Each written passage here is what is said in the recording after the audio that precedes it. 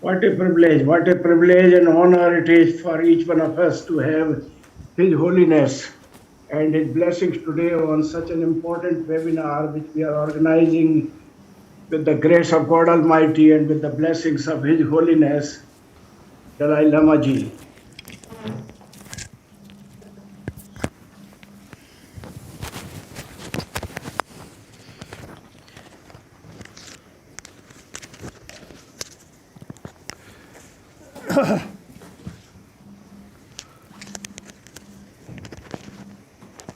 Nothing could be better than spending the quality time in the company of His Holiness. His Holiness, a very warm welcome to you on behalf of each one of us present here at today's webinar. Namaskar. Thank you. Warm greetings from Amity University, Haryana, and from the Amity Education Group. Ladies and gentlemen, what a great honor to have with us one of the most illustrious sons of Mother Earth, Nobel Laureate of Peace, His Holiness, the Dalai Lama, to address us on his vision of a peaceful and compassionate world today. His Holiness is the epitome of peace and compassion and a living legend whose sheer presence inspires all of us and showers abundance of divine blessings on each one of us. The words of wisdom of His Holiness Dalai Lama Ji are a source of great inspiration to all of us to live a righteous life and to work with utmost devotion up to the last breath of our life for the service of mankind and Mother Nature, and walk with confidence and conviction on the pathways of peace, non-violence, compassion, and harmony. His Holiness, we feel truly blessed to have the privilege of having you today at the Amity Eminent webinar, which you had so kindly agreed to address us. Amity, as Your Holiness may know, is India's #1 private university, deeply committed to fostering quality education, society-relevant research, and innovations in plenty. Under the visionary leadership of our Honorable Founder President, Dr. Ashok K. Chauhan, Amity Education Group, within a short span of less than 2 decades, has become world's largest education group, currently enrolling 175,000 inspired minds of students in our 10 Amity universities in India and 17 campuses abroad that include Amity in London, Singapore, Dubai, Abu Dhabi, New York, San Francisco, Seattle, Netherlands, Mauritius, South Africa, Kenya, and lately at Tashkent. I feel highly delighted to mention that being a research and innovation university, Amity has filed over 1,300 patents and have published 15,000 research papers in journals of repute. But beyond science and innovation, His Holiness, Amity to all of us means abundance of Atmita. It also means eternal bonding and eternal sense of belongingness. And it also means that we all work together for creating a caring and compassionate humanity. And therefore, integration of values into the education, which is of world quality, inspiring young minds to engage relentlessly in pursuit of research and innovation, is an agenda at Amity University. In Amity Eminent webinar, in your company of divine today, we would like to understand how do we go about from here and now to serve the interest of the mankind, the vast humanity around, with courage and conviction at a time when we are so well scared at the moment because of the COVID pandemic which had taken us by surprise. We never thought that a time will come when even the high and mighty vice chancellors will be looking for isolation in their home. And we never thought that the whole humanity would be so well scared, even have the fear of death coming from the microbial virus COVID-19.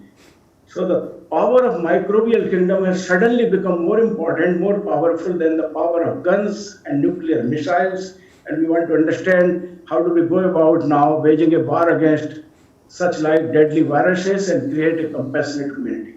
Before I request His Holiness to share his words of wisdom with us, may I take this opportunity to invite my Honorable Chancellor, Dr. Asim Chauhanji, to say a few words in the honor of His Holiness. Thank you, Professor Sharma. We are so honored and privileged today to have with us His Holiness the Dalai Lama. At this time, when the world is in an unprecedented turmoil and crisis, people are trying to find their footing. No message can be more important than the message of world peace and compassion that is being given by His Holiness. We at the Amity Education Group also base our philosophy on human values and working together to make the world a better place. And our almost 200,000 students and all of our colleagues in India and all around the world work towards this one mission, that what can we do at Amity to have a world which is better, more peaceful, and more compassionate. We have online with us today also our founder president, Dr. Ashok K. Chauhan, and our chairperson, Dr. Amity Chauhan. They are also my parents, and they are listening very carefully to every word of His Holiness. And after the talk, our founder president will also share his views briefly. Sir, we are so motivated. We are so grateful to you for giving us the opportunity to listen to you. And all actions of ours will be committed and directed to follow the principles of peace and compassion as spread by you all over the world. Your presence is inspiring, and we are so grateful. Thank you so much. Thank you.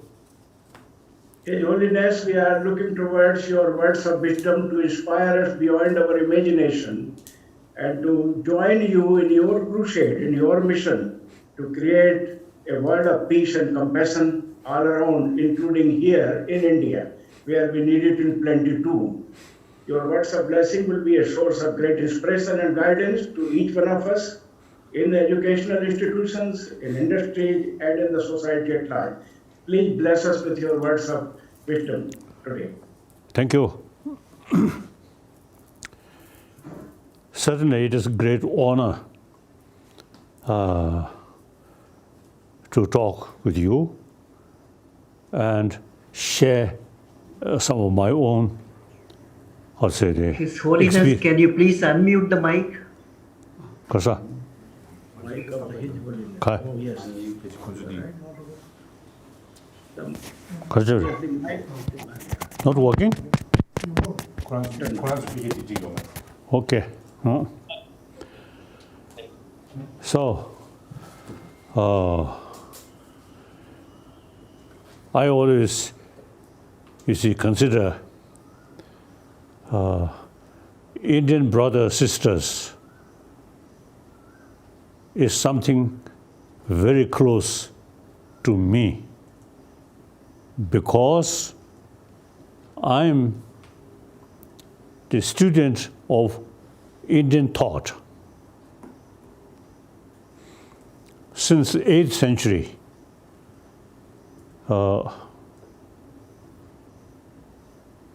the Tibetan Emperor Chisung Tezin,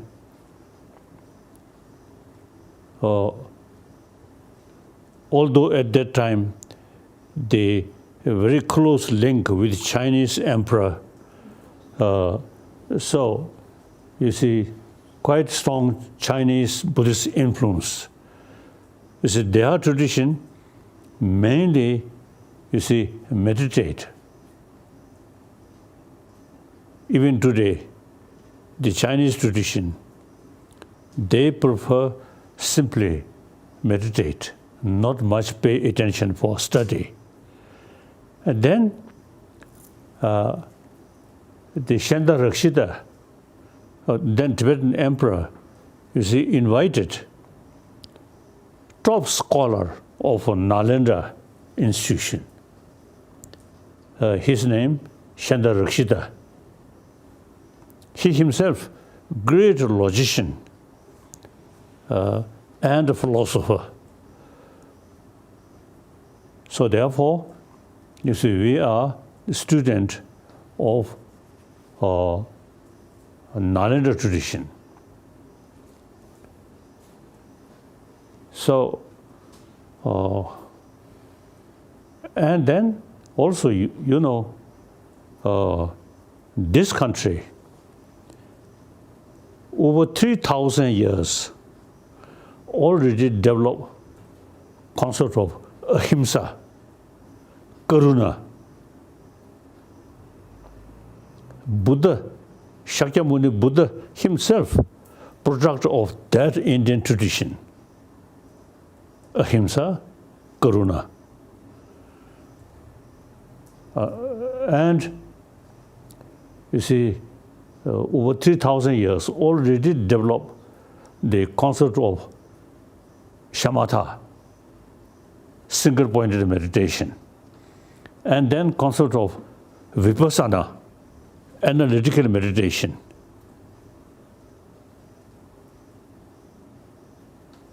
So I feel the India number 2 most populated nation. Number 1, China. India is second. The China, great nation, but the political system, authoritarian system.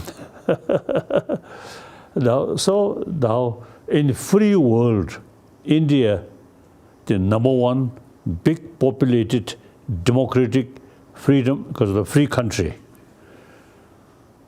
So, and Tibetan,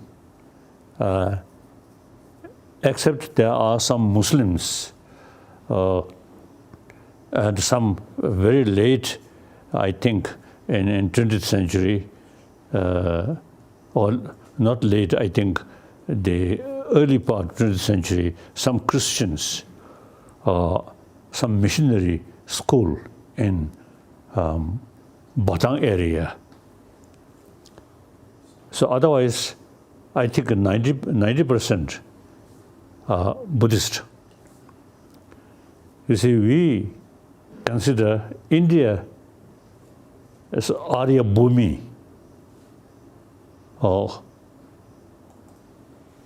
So we consider Arya means not the race, but you see the spiritually highly developed, you see, country.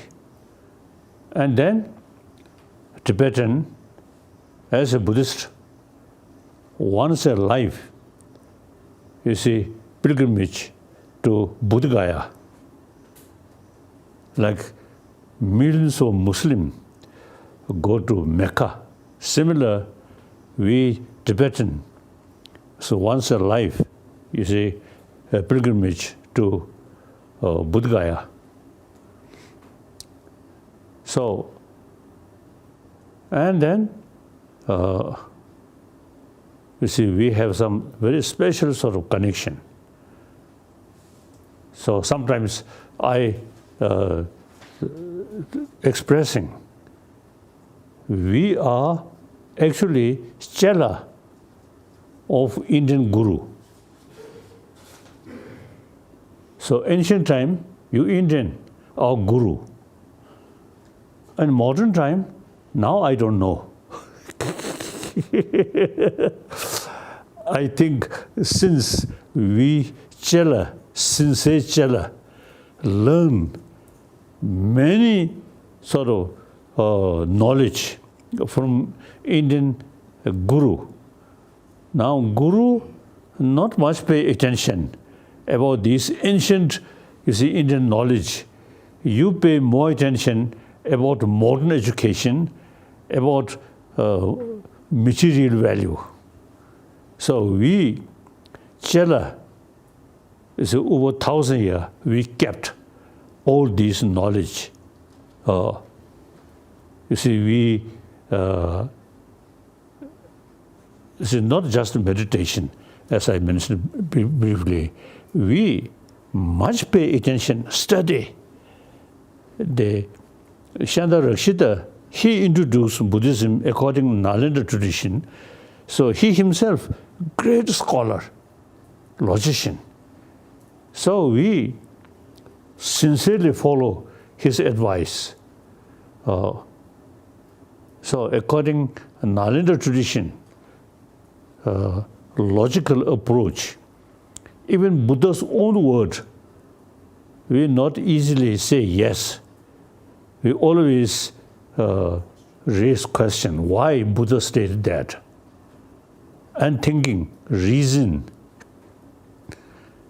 So in that respect, Nagarjuna, his writing, immensely useful.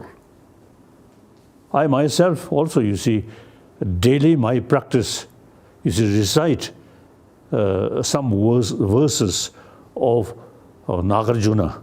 Very helpful, very helpful. So these, the essence of Buddha Dharma, you see, try to reduce anger, attachment, and then fear. Because of attachment and anger, fear come. So the Buddhist sort of knowledge, purpose of study, thinking these things, you see, reduce your own inner, also the destructive emotion.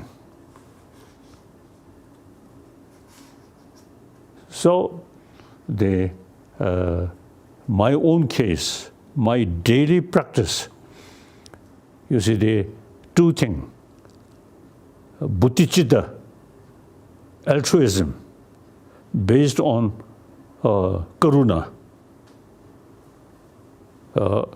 that reduce self-centered sort of also thinking, me, that reduce. You see, thinking, entire sentient being. One sort of sentence from Shantadeva's book, I always say, recite, so long sentient being remain, so long space remain, I will remain in order to serve them. So all the destructive emotion, you see, very much related with self-centered attitude. So bodhicitta, thinking other, that is the, also the direct antidote of, you see, these source of negative emotion. I. Then another is a Buddhist philosophy, quite similar, quantum physics. One Indian master, Raja Ramana. Raja Ramana is the once told me, quantum physics in the West is something new. In this country, 2000 years ago, already developed quantum physics. And he recite some verses of Nagarjuna. It is exactly true. So things not exist as appears. Now quantum physics also say that. So there is big differences, appearance and reality. So all the negative emotion, you see, based on appearances. So appearance, things objectively exist. So all these negative emotion, destructive emotion, very much based on appearances.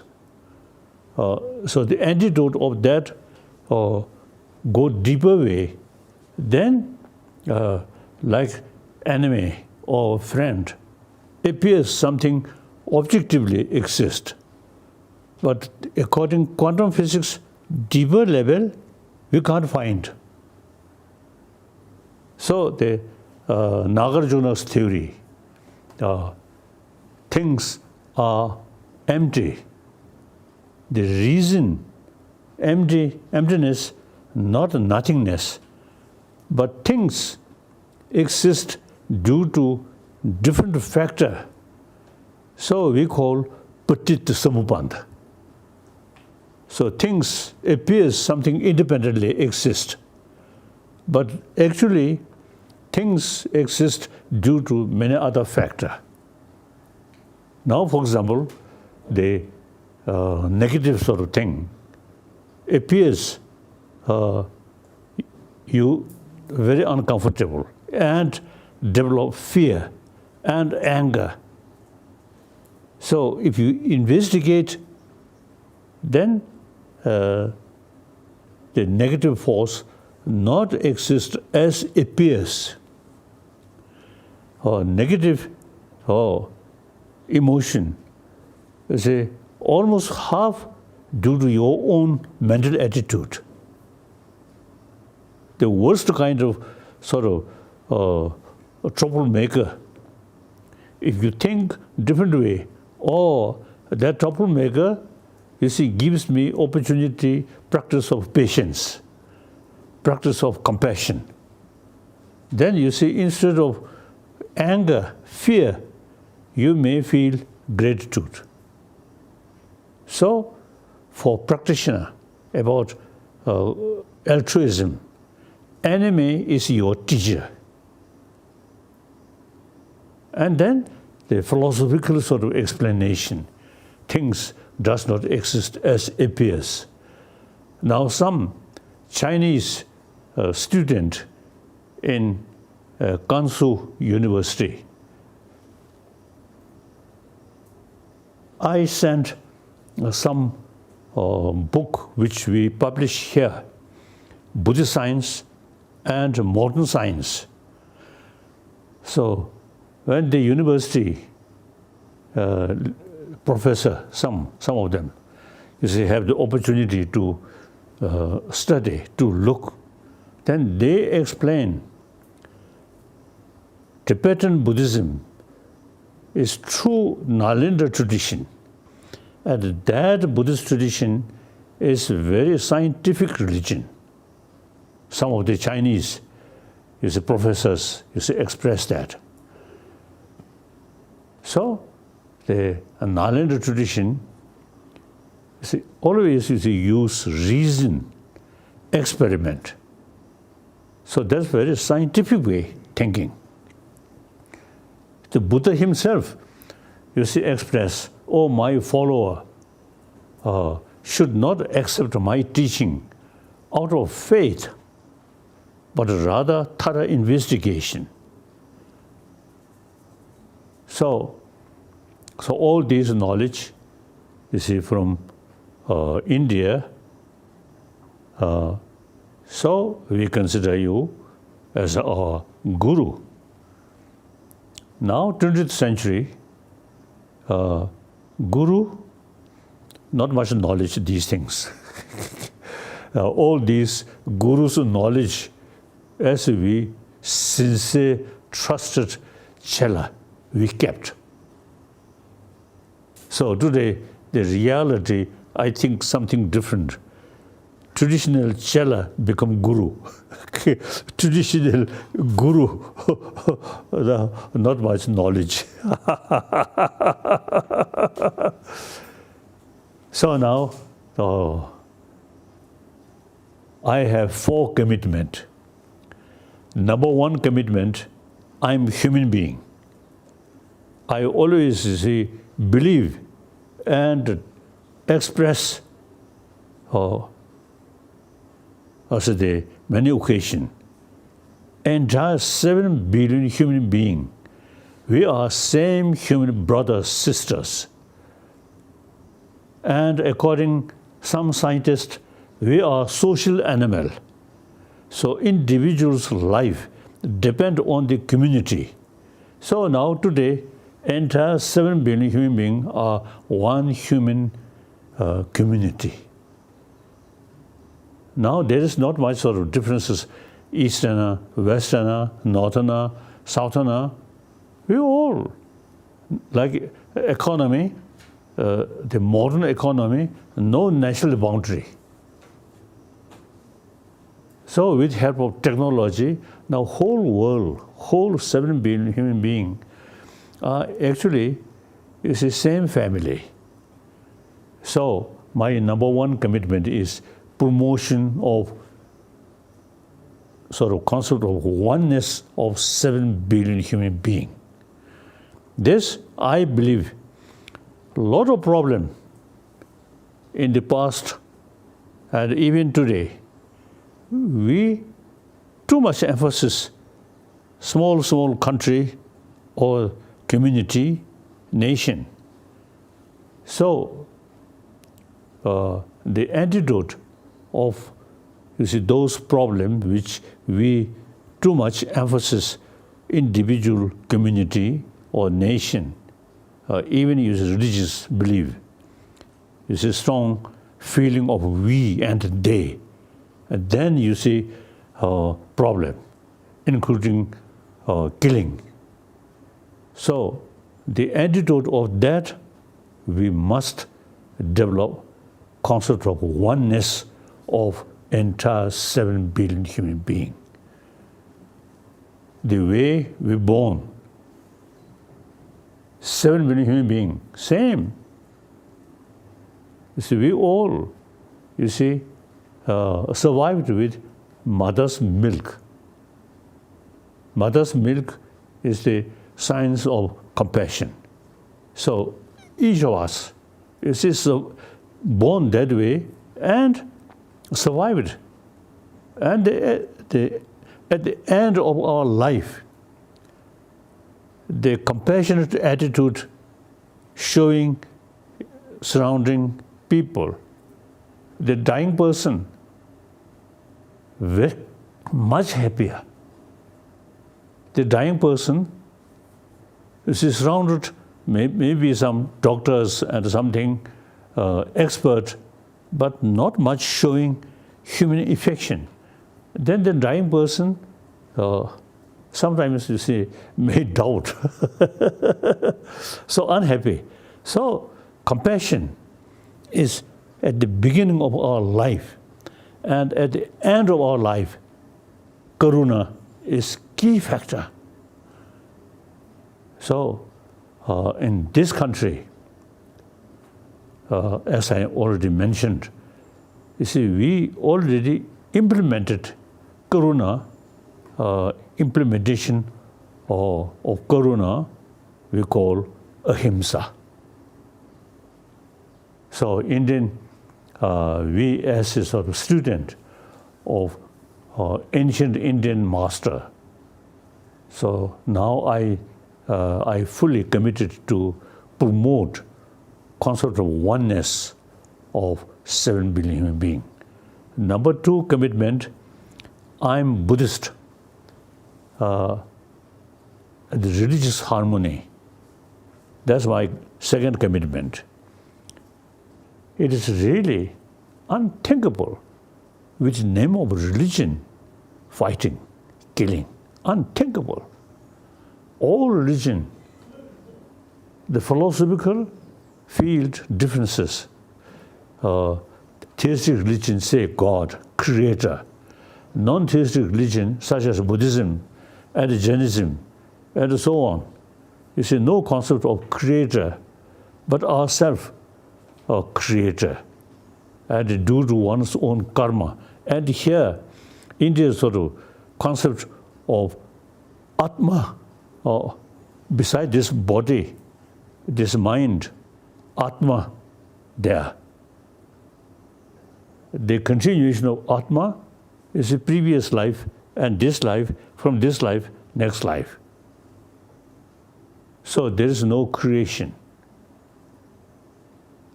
So this is a concept.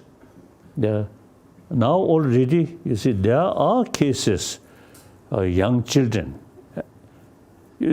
clearly express memory about their past life. Now some scientists also, showing interest, these things. So India's concept, Atma, something like owner of this body and mind. So body, with this body and the present sort of mind or brain, it's just one life. But real owner of the body and sort of mind, we say, my body, my mind, where is I? Now, this country, over 3,000 years, investigate. So, you see, you developed concept of Atma. The Buddha, you see, the concept of Atma is a little bit extreme. You see, beside this body and mind, something independent sort of self, that we call Atma. So Buddha say, not that kind of independent sort of self, but self depend on this body and mind. So we can say Indian, Tibetan, so Tibetan I, Indian I, Muslim I. So the Atma depend with this body and mind, this brain. So there is no separate, independent self. So Buddhism called Anatma theory. Anatma does not mean no I. I is there. So therefore, my commitment, religious harmony, all major religious tradition, different philosophy, but all carry same message of love. Christian, Muslim, Judaism, Jewish, any sort of religious people, their main practice is love. So all major religious tradition, you see, their main message is love. Sometimes I sort of express all those religion is religion of human being. So therefore, all religion emphasizes the best thing about human mind, that's love. So all major religious tradition, you see, carrying the message of love. And for that, they utilize different philosophy. Some say there's God, some say no God, but all, you see, carry same message of love. So on that basis, religious harmony, very possible. Now one example is India. This country, over billion populated nation. All major world religious tradition exist here. I never heard, you see, serious conflict in the name of religion. Now one example, India's Muslim, Shia, Sunni. I never heard complaint between these Shia and Sunni. And some other country, Shia and Sunni are fighting each other. So India is the living example. All major religious traditions can live together. And in some cases, mutual learning. And through that way, mutual respect. So since this big country, you see, over 1,000 years, religious harmony there. So therefore, I fully convinced religious harmony is possible. India is example. That's my number 2 commitment. Number 3 commitment, I'm Tibetan. You see, this physical Tibetan blood or Tibetan sort of flesh. So I'm Tibetan. Mentally, I'm Indian. And then more than that, now over 60 years, now here I am a refugee in this country. And they remain the longest guest of Indian government. You see, some time back, I expressed some journalist, one journalist asked me, why you mentioned yourself as the son of India? Then I told, this is my mind. Every my sort of part of my brain filled by Nalendra thought, ahimsa, karuna. Then this physical survived by Indian dal, Indian chapati, Indian rice. So therefore, I consider I'm son of India. Truly, I believe. So then, on top of that, I'm the longest guest of Indian government. So physically, I'm Tibetan, but spiritually, and now, according to circumstances, now I'm the Indian, son of India. Meantime, Tibetan trust me. And historically, I have some sort of responsibility to help Tibetan people.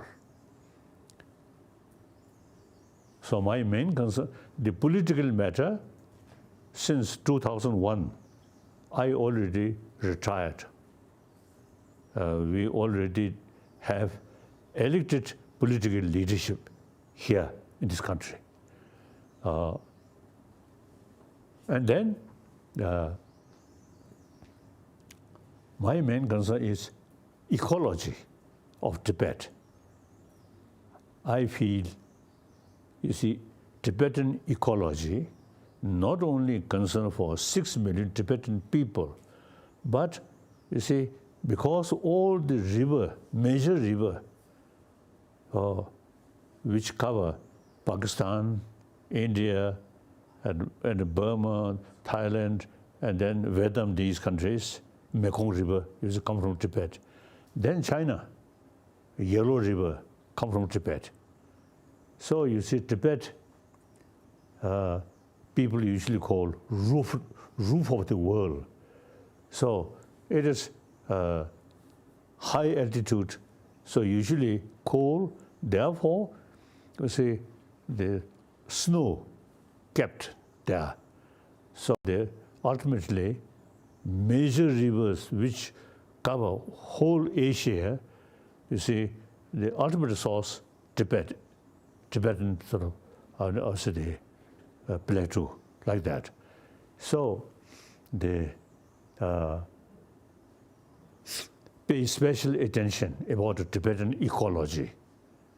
That's my, regarding Tibet, my #1 commitment. Then second, the most important is, as I already mentioned, you see, we kept all the ancient Indian knowledge, the Nalanda knowledge, you see, we kept. You see, the way we keeping these knowledge, not just a few prayer or few puja, not that way. Over at least, you see, 20, 30 years, serious study. Myself, so when I final examination, my age, then I already used to study 13 years. Then after come to India, I still study these sort of ancient texts. So therefore, you see, the way we keep the ancient Indian knowledge, the firstly, root text, we memorize. Myself, you see, as a Dalai Lama, so in, the ceremony, I have high seat and sit on that. But when I study when I study, my teacher kept weep to show me threat. unless you study seriously, you see, they show me weep, yellow weep. So I myself, I think 6-7 years already started memorizing these root texts. Then each word explained according commentary, wrote by Nalendra Master, and Tibetan commentary also is there. Then we, as a Nalendra tradition, we extensively use debate, logical approach, debate. So I myself, you see, through that way, the way to keep all this knowledge, not just a few prayer or ritual, but we study seriously. And then meantime, you see, we always use the emphasis, first level of knowledge is hearing, reading. The second level of knowledge, serious thinking, including debate. That bring conviction, deeper feeling or experience. Then, you see, use, familiarize, that we call meditation. Familiarize. Then you gain gradually deeper experiences. I myself, as I mentioned earlier, 6-7 year old already started memorizing some of these texts. Then read commentary explained by teacher. Then use logical approach. So then 1950, correct, 59, when you see we become refugee, I already have some sort of knowledge. So then continuously practice. I usually, you see, wake up 3:30 morning. Then about 4 hours meditation. Meditation means analytical meditation, thinking. So that is really very, very helpful. You see, to reduce negative emotion, to increase positive emotion. Result, my mind peaceful. Okay. I think my Indian friend, you see, many occasions we have the sort of meeting. I think nobody, I think, seeing angry face Dalai Lama. Always smile. So, although smile, there are different kind. Sarcastic smile and artificial smile. My smile, I think you can judge. My smile is sincere smile. I think animal, dogs, they notice artificial smile or sincere smile. Even animal, you see, they can make distinction. So, as a result of this practice, my mind always very peaceful. And one side effect, my body also, you see now, a nearly 86-year-old body, still very fit, no problem. Occasionally, my knees some problem. Otherwise, my physical condition very good. Because, you see, peace of mind, very close connection. Too much anxiety, too much anger, then physical condition also sometimes is difficult. So all these result of the practice of ancient Indian knowledge. So I really appreciate this life. I met Indian tradition and seriously sort of study and serious thinking and serious practice, immense benefit. Very good. Then India's sort of tradition, secular. You see, these training of our mind, not necessarily related with religion. Without religion, simply training our mind, that's as a sort of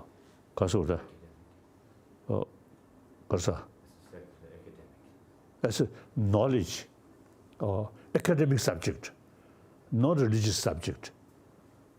So, according Indian concept, so secular, that way I can meet different people with different religion, or I can talk, I can sort of exchange. If these certain objects which come from Buddhist sort of text, I present as Buddhism, part of Buddhism, then you see some people may feel little uncomfortable. So the way to share with other people, I also, you see, doing according Indian secular way. It's a great thing. So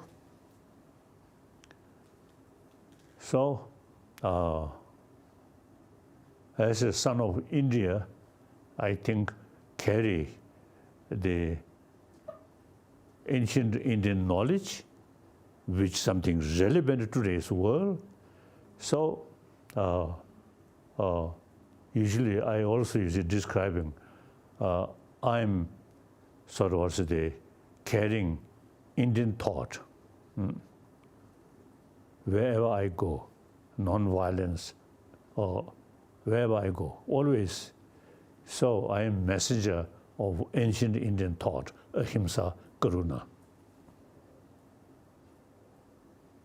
So since practical level, since I become refugee, I become guest of Indian government and Pandit Nehru. And then all these Indian leaders, so they really are taking care of me. So now I usually, you see, proudly express I'm longest guest of Indian government. And mentally, or deeper level, I am son of India. Okay. Thank you. Then some questions. His Holiness, we are truly delighted to listen to your words of wisdom.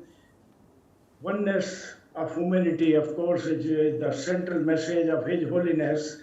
Karuna and ahimsa must go together. Right. But what I think His Holiness has very loudly and clearly said, that in the Nalanda tradition, two things were greatly important. One, that meditation is integrated into the pursuit of knowledge. And Right. the second, which is I think very important for the scientific community connected to this webinar, that science and spirituality go together. This is what His Holiness has said. Yes. And so long as science and spirituality go together, you create a blissful world. You use the spiritual power of science for addressing the problems of the society, wiping out poverty, wiping out ignorance, creating a world of bliss. His Holiness, today the time has come again where the spiritual strength of science must be nurtured in the corridors and campuses of university, where each one of us now have to invoke the spiritual science of science, spiritual power of science, and might of technology together to combat the deadly viruses and threats which we all have. But what you say, sir, we bow before you in utter reverence. from the entire Amity University fraternity, you are the illustrious son of Mother Earth. But we are so privileged to have you in India and so blissful to hear that you recognize yourself as son of Mother India. We are truly blessed by you today, and I have in front of me very many vice chancellors of Indian University, and you have been very kind to address them at Sarnath when we had the annual convention of vice chancellor of Association of Indian University. And I have also in front of me the honorable founder president of Amity University and my two highly learned chancellors of Amity University, Dr. Atul Chauhanji, who is the chancellor of Amity University, Uttar Pradesh, and my own chancellor, Dr. Shiv Chauhan, sitting alongside with Madam Divyaji and to receive your words of blessing. So I would like now to open a few questions for you, which I have received from my people, and I ask them to ask you, sir. The very first question comes from Dr. Ila Gupta, who is the head of my School of Architecture and Planning.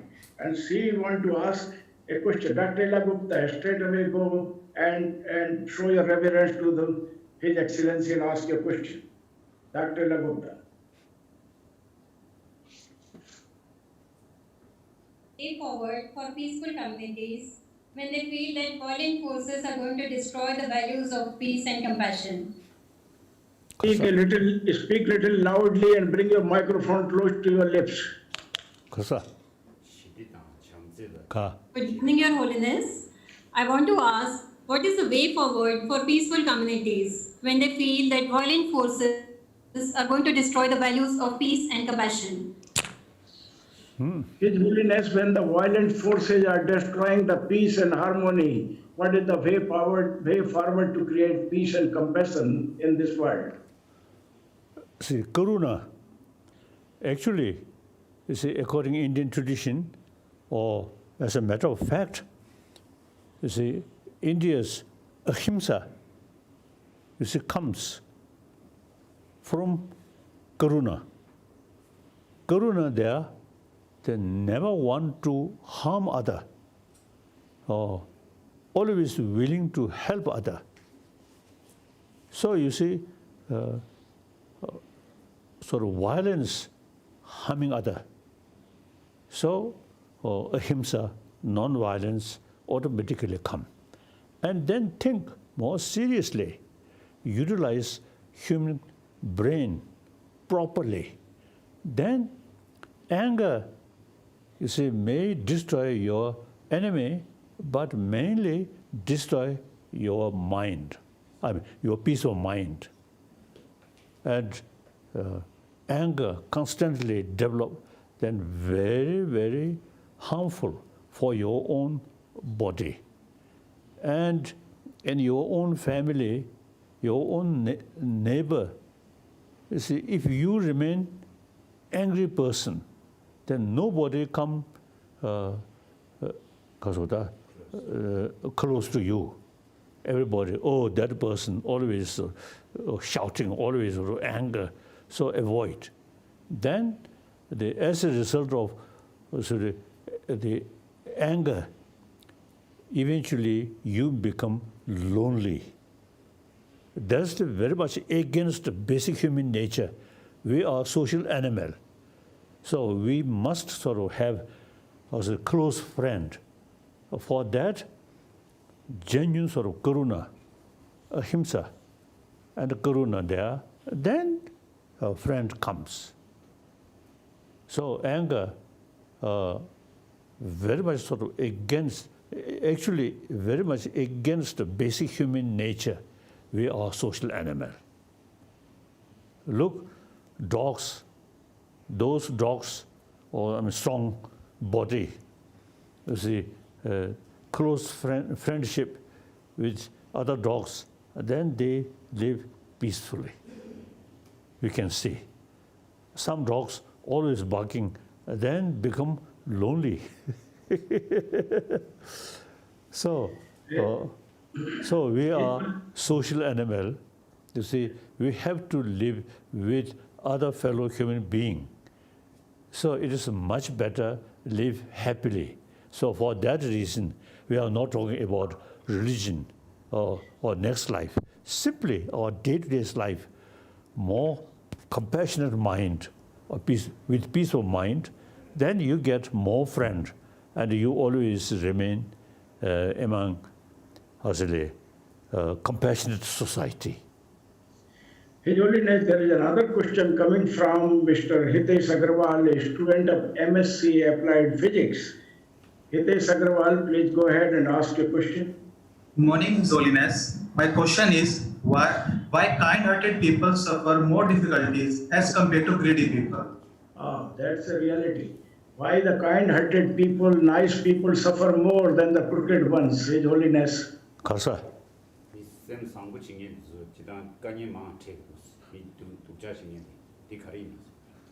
No, I don't think.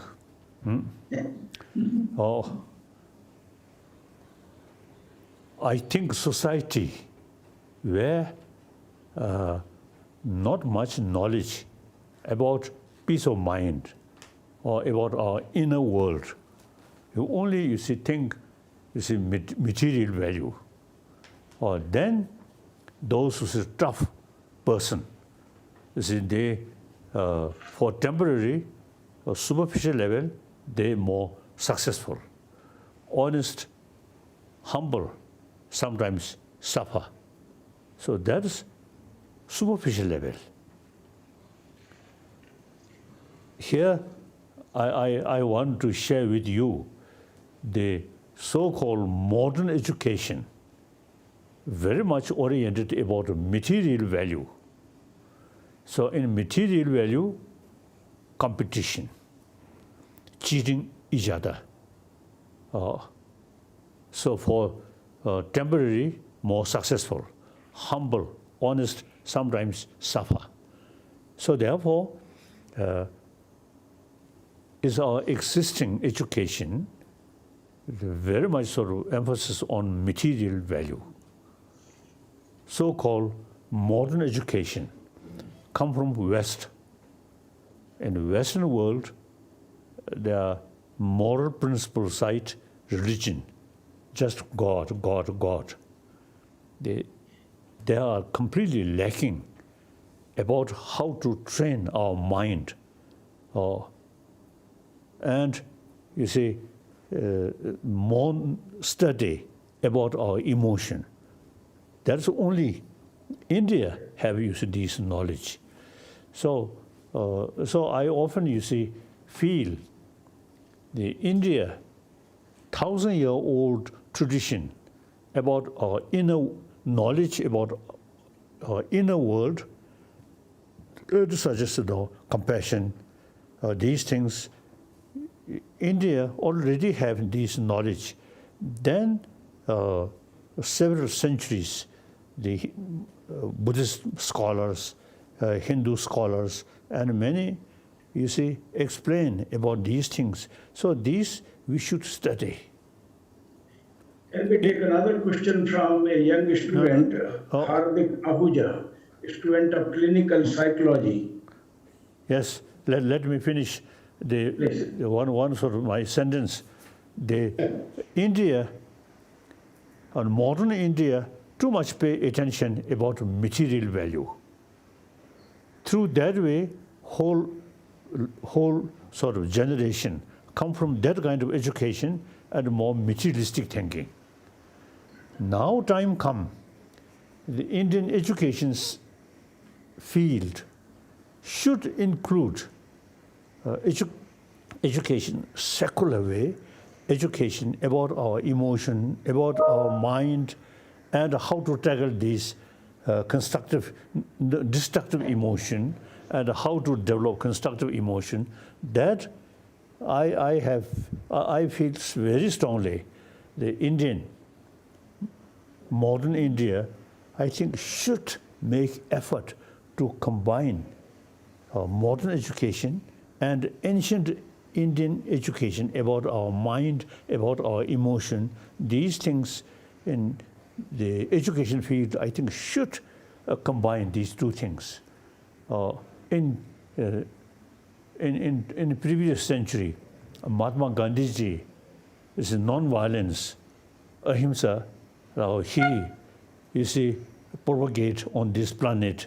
So many as far as I know, like Nelson Mandela and America Kasa, Martin Luther King, and so on. Many sincerely follow with conviction Mahatma Gandhiji's non-violence struggle. So now, this century, I think time come, we notice too many problems, even religion causing problem. So we really need, you see, India's 1,000-year-old message of ahimsa, message of karuna through education in order to help other people, other country. Firstly, within the country, you should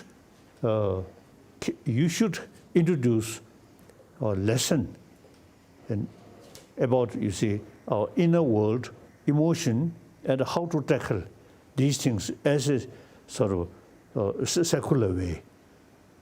So this, I really, you see, want you Indian concerned sort of professors and also students, I think, should think how to bring real sort of the antidote of today's world's too many crises, because too much concern, me, we, like that.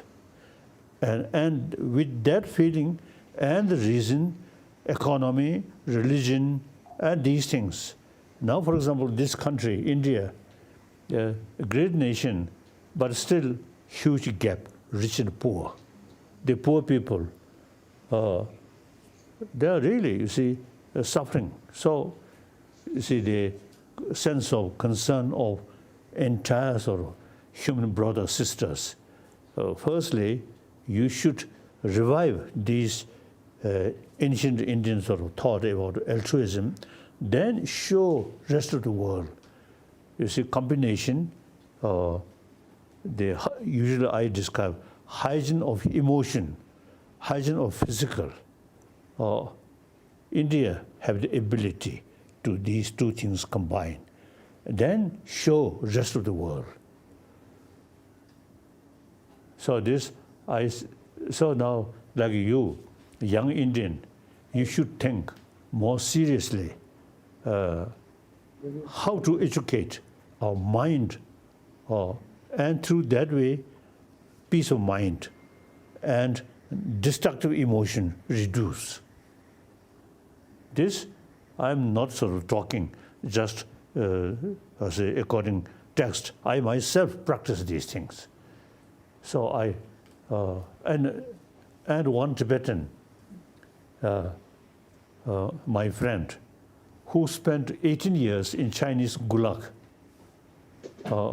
Then early 80, he had the opportunity come to India. Then he told me, 18 years in Chinese Gulag, so few occasions he faced some danger.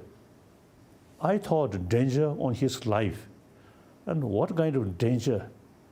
His answer is danger losing compassion towards Chinese. So through practice, through learning, he considered compassion is a very important practice. So when he faced some sort of some torture from Chinese, then occasionally he feel anger, and he consider that's dangerous. So now, scientifically, some scientists say our basic nature is more compassionate. Because we are social animal. Then latest, the scientists also, you see, anger actually destroy our peace of mind. Now this is scientists say. Now last few decades, I have serious discussion with scientists because our Nalanda tradition, not a faith, but analyze. So, last, consider 4 decades, right? 4 decades, I have serious discussion with scientists. So now many scientists say, now peace of mind, compassion is very helpful for our mind, peace of mind, and through that way, healthy body, like that. So therefore, now India have the potential. You are not something learning from newly from outside. No, the question of revival of your own 1,000-year-old sort of tradition, and all these great masters, all are Indian, no Tibetan, no Chinese. So your own sort of ancestor. So the modern Indian should pay more attention about your ancestors' knowledge and their writing. I think I want to share or give you one book, Buddhist science and modern science about mind, as I briefly mentioned. The Hindi translation already there. Whether complete or not, the translation already started. Then English translation there, and Chinese translation. So I want to give you that book, a copy of that book, or the science of mainly science of mind, and that I mentioned modern science and Buddhist science.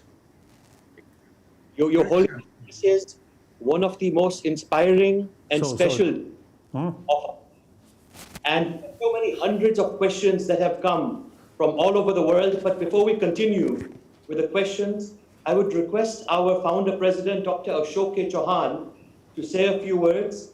He is the guiding light of Amity. He is considered the architect of modern education in India. He is also a highly beloved figure of India and the world. So we're so happy that Dr. Chauhan, our founder, is online. If I can request him, please, to address the audience, please.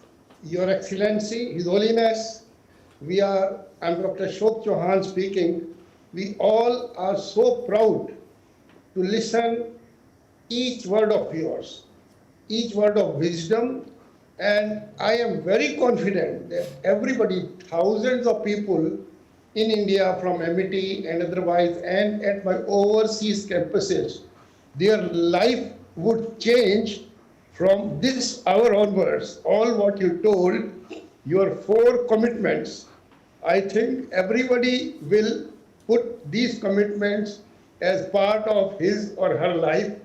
Then you're thinking that in 7 billion people, oneness is something which should be the aim of everybody, what we have learned from you today. Also, when I smile now, I will see that my smile is a sincere smile.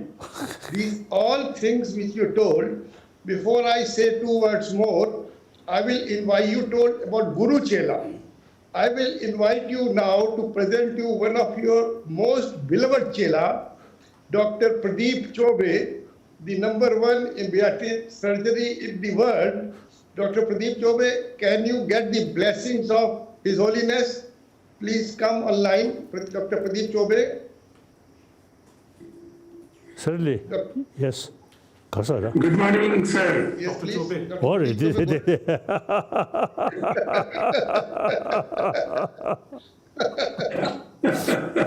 yes. Oh. Good morning, sir. Good morning. And we are all delighted to listen to you and also to know that you are keeping a good health, and your smile and your sense of humor is increasing day by day, and we feel very, very delighted and blessed by you. Our family, especially in the whole world, is delighted, and we are looking forward to your 85th birthday in July, and we wish you very best of health and a very, very, very, very long life. Thank you. Thank you. 85th birthday, His Holiness has selected 85 people all over the world, 85 people all over the world, those who will be allowed to pray their greetings. And Dr. Pradeep Chobe is one of these 85, as he is the most beloved Chela. Also, at the 75th birthday, a book was published, and 75 persons gave their comments and prayers, and Dr. Pradeep Chobe was one of them. When the son of Pradeep Chobe was 2 months old, His Holiness told Pradeep, I will come to your residence to bless your grandchild. So this is the commitment of Dr. Pradeep Chobe, that on the basis of your karuna, on the basis of his karuna, he is treating so many people all over the world. And I think, sir, Corona has taught us more karuna, I think. And I will tell to Dr. Atul Chauhan and Dr. Singh Chauhan to make in all our universities, the 10 universities in the country, the Center for Tibetan Studies and Tibetan Ecology. And also Dr. Silva Murthy, Dr. P.V. Sharma at our 175-acre campus, New York, Long Island. We should make a center for Tibetan studies and especially on Tibetan ecology.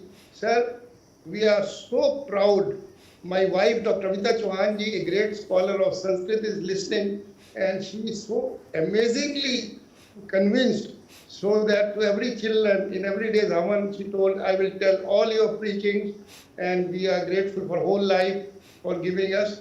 I think you will remember quite many years back, I invited you on the request of Chief Minister of Delhi, and we had a big meeting in Mavlinkar Hall. Yes. I sent a special plane to receive you from Dharamshala, and then we had a dinner at the Chief Minister's house, and I remember these memories, and my life has changed. Thank you, sir. We are so grateful, so grateful. Thank you. Thank you. It is my duty, whatever way, from my knowledge, from my experience, make some contribution directly this country. Then indirectly, since India, democratic most populated nation, so the message of India can reach, I think, all over the world. So then, historically, China, Buddhist country. So many Chinese now today, over 400 million Buddhists in China.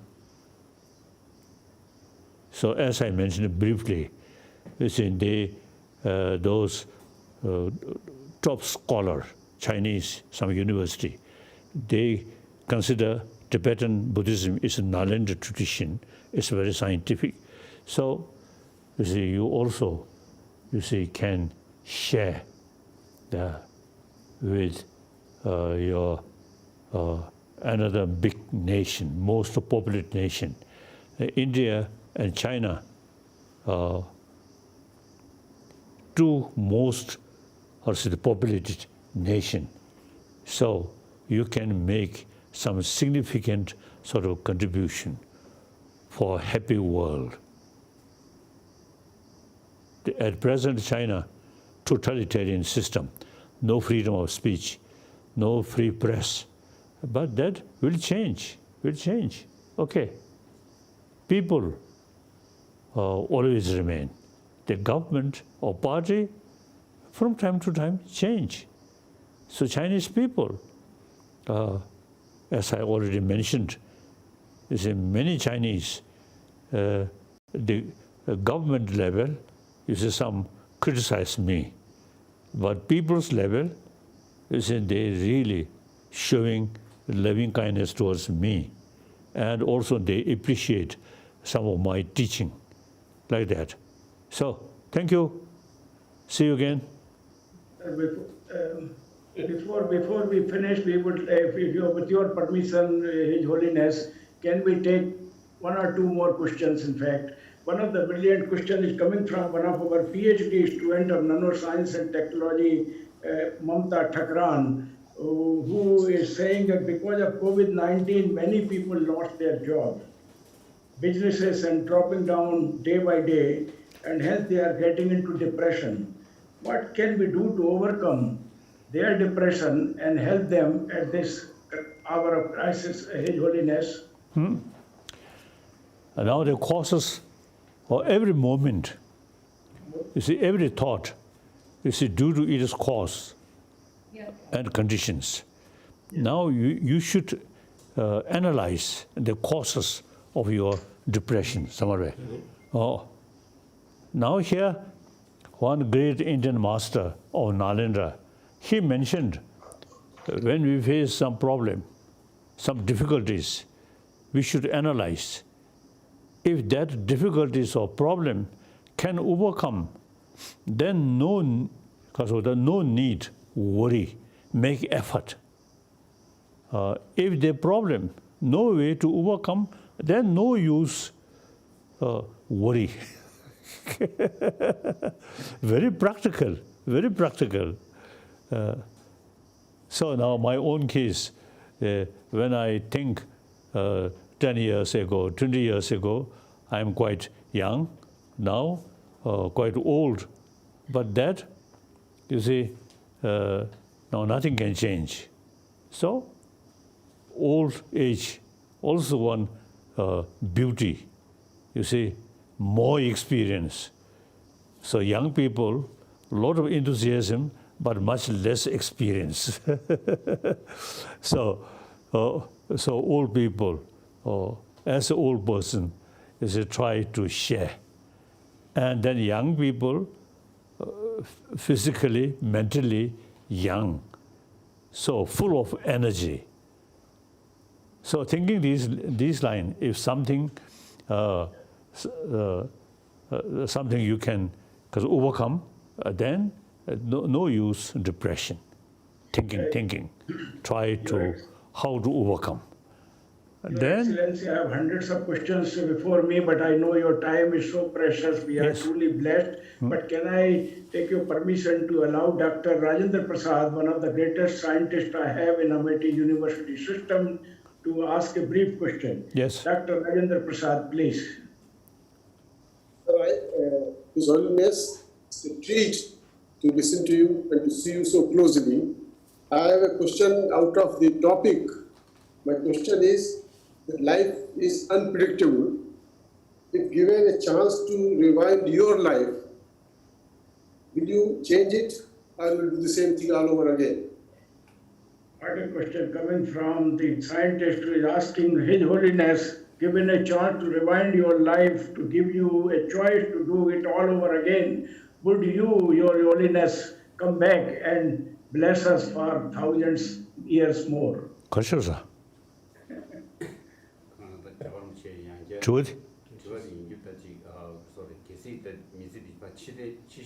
Correct.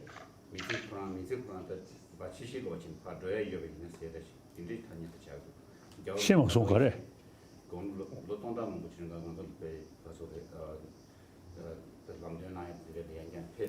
Not very clear. Your question, not very clear. Sir is asking that given a chance in your next life, would you, Your Excellency, like to come back again as Dalai Lama? or something else. Oh, that's my private business. But, you know, my main daily sort of prayer and practice is so long space remain, so long sentient beings remain, I will remain. I already, I think, mentioned.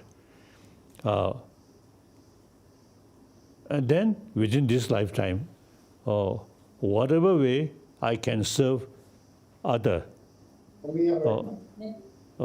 that's my main sort of purpose of my life. Then I think we all, as human brothers, sisters, We are part of the human society. So our very life, not for create more problem to other. This is illogical. The very purpose of our life is try to serve as much as you can to more human brothers, sisters. Then ultimately, I think the best way to fulfill your own sort of happy life, the selfish is the the negative sort of force. Altruism looks sense of more concern about others' well-being. The actually best way to fulfill your selfish desire. Okay. Your Excellency, I know we can keep asking hundreds of questions, but I know that your time is more precious than any one of us. And your blessings are so important, not only for those who are giving you today, but for the entire humanity. We are firmly committed with you to create the oneness of humanity, which is the central core of the ancient traditions of our great nation, where we have gone even to the extent to say that the whole world is one family. Vasudha Eva Kutumbakam. This is the command and call of the Vedas, and we wish to work with you in our entire Amity University system and also in all our Indian universities to ensure that the age-old traditions and ethos of our ancient civilization, which are also deeply emerging from Nalanda, Takshashila, Vikramshila, and great many universities of our country, are once again brought to the forefront of educational horizon, and we are able to create and live up to your dream of creating a compassionate and peaceful humanity. However, there are several questions and anxieties which people have at a time when you have such an unrest whereby even in the highest and mighty nation like in America, killing of one of our friend coming from the African American community has really created such a great uproar. Question is being asked by my grandchildren to me. One of them is studying in Amity International School in Noida, and another one goes to DPS. They're asking me how to create cultural coexistence and peace at a time that we are confronted with such great challenges within us. But nevertheless, your blessings and your guidance is of great help to each one of us, those who are pursuing their course of life to create the compassionate and peaceful humanity. And we will take every word of wisdom by you given to us today in the Amity Eminent webinar and take it forward to millions of our people who are connected to Amity University worldwide. I wish to thank you from the core of my heart, Your Excellency, for sparing your highly valuable time to be with us today and to bless us at a time when we are really praying that let this coronavirus go away for good and allow us to meditate and pray for creating that heavenly bliss and divine bliss on planet Mother Earth. With these words, Dr. P.V. Sharma, Dr. Amita Chauhanji will take blessings from His Holiness. Sir. Now she will take the blessings. Sir. Amitaji, please. Our chairperson, Madam Amita Chauhanji, is one of the great sources of inspiration to all of us, and I'm sure the blessings of His Holiness will flow directly to AKC House. But Madam Chauhan, please. Thank you, P.V. Sharma. Thank you. His Holiness, we are all so honored to hear you and taking your blessings. But I want to say one thing. You're looking so fit. You're looking so fit. Your smile and laughter is so contagious that when you smile and you laugh, I think the whole world can also laugh and be happy. So we follow your compassion, love. That is so wonderful. With your thoughts and views, the world will be happy world. Thank you so much for your blessings. Your Excellency, you are looking fit and fine.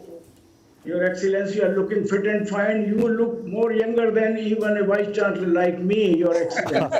And therefore we pray that you continue to bless us for at least 200 years Like the Vedic rishis lived a life full of divine bliss for thousands of years, why should Dalai Lama ji not bless us for at least 200 years and allow us, each one of us, to live a life of 100 years, physically fit, mentally alert, and our ears and mind and soul tuned to the divinity.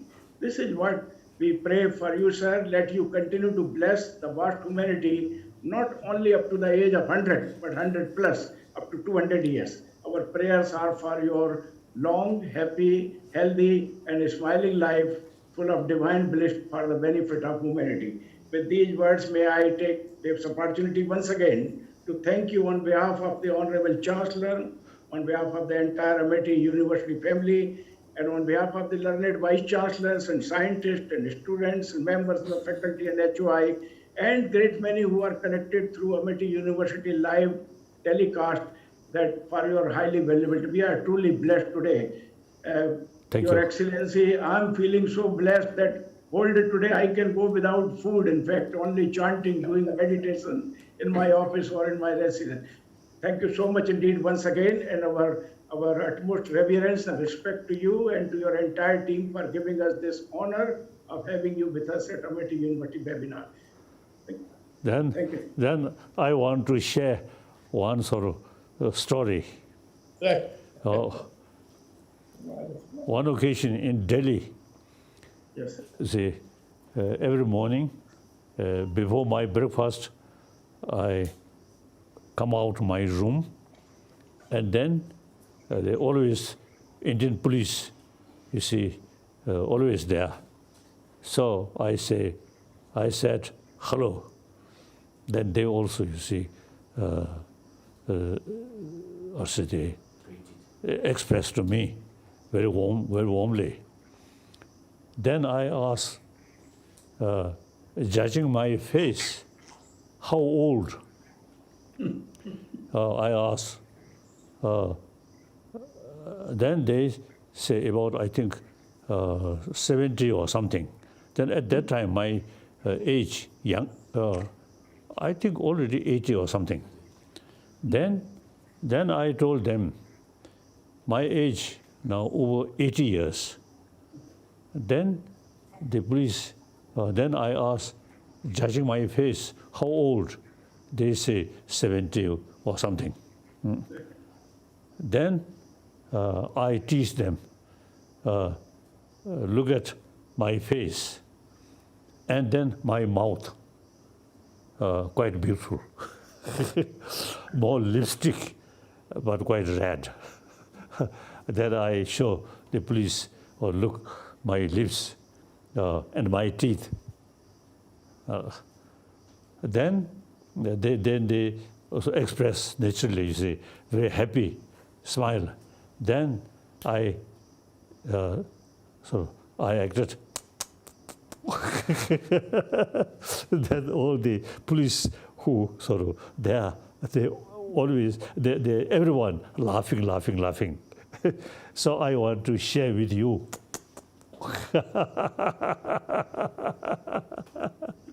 Thank you. Thank you so much, Your Excellency. Thank you so much. We are truly blessed today, and we wish to thank you and your entire team for giving us this honor to host you in the Amity Eminent webinar today, which has been addressed earlier by Nobel Laureate Kailash Satyarthi ji, and also by the Nobel Laureate of Peace, Professor Muhammad Yunus. And we are truly blessed to have you today. Sir, you are much bigger than the Nobel Laureates.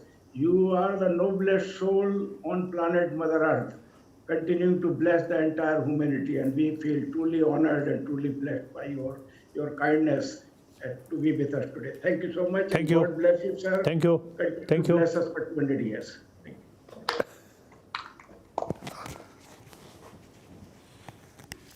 I will be doing justice to the questions sent to me by very many scientists and students. The troops.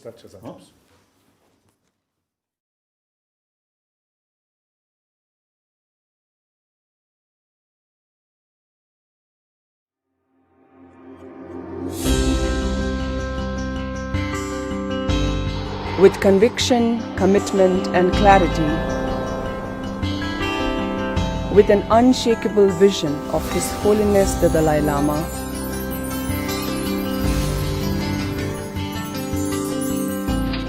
into the aspirations of every single Tibetan.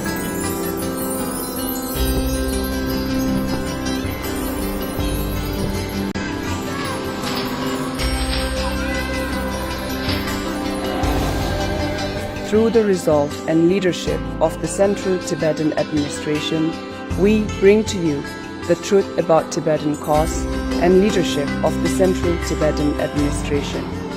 We keep you informed, redressed and updated on everything that matters directly or otherwise. We educate and orient you with stories that matter so that the beacon of our struggles persist, so that Tibet flourishes. Tibet TV, connecting all Tibetans.